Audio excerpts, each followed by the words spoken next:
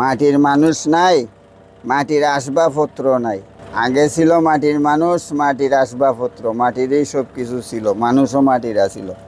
এখন প্লাস্টিকের মানুষ, প্লাস্টিকের আসবাবপত্র। প্লাস্টিক ছাড়া মানুষ বুঝে না। মানুষ হয়ে গেছে প্লাস্টিকের, জিনিস হয়েছে প্লাস্টিকের। মাটির মানুষ নাই, মাটির আসবাবপত্র নাই। এটা আছে মনে করেন একটা মাল কমপ্লিট করে দিলে আছে 3 টাকা, 4 টাকা, 5 টাকা, 2 টাকা। এগুলোর মধ্যে কলস আছে, বড় বড় ফাতিল আছে, এরপরে দইয়ের বাটি আছে, এরপরে দুফতি আছে, এরপরে ব্যাংক আছে। বাজিকর ফাঁকির জন্য ওই কলসগুলা নেয়, ফাঁকির দোকানে নিয়ে তারা এটার মধ্যে ফাঁকি বাসা বাঁধে এবং এটার মধ্যে ডিম পারে লাগে। এটা একবারে কাজ করা হয় না।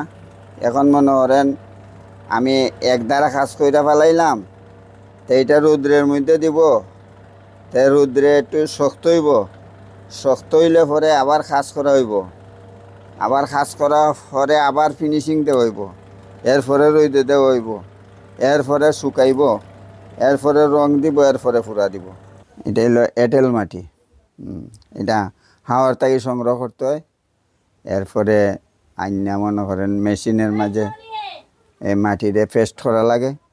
পেস্ট হয়ে যায় মাটি, এই মাটি দেয়, এই যে মাটি, এই মাটি দিয়া পরে এইভাবে এই মেশিনের মধ্যে ফালাইয়া বানানি হয়। এইগুলার চাহিদা নাই, চাহিদা কম, যার কারণে এইগুলা কেউ শিখতে রাজি হয় না। সুযোগ পাইলে অন্য কিছু করণ যেত। এখন তো মনে করেন আমরা আর করার সময়ও নাই, বয়সও নাই। এরপরে আমরা ছেলেমেয়েরা তারাও করবে না। এটা আর এখন চিন্তাধারা আমরা নেই না অন্য বড় কিছু করার।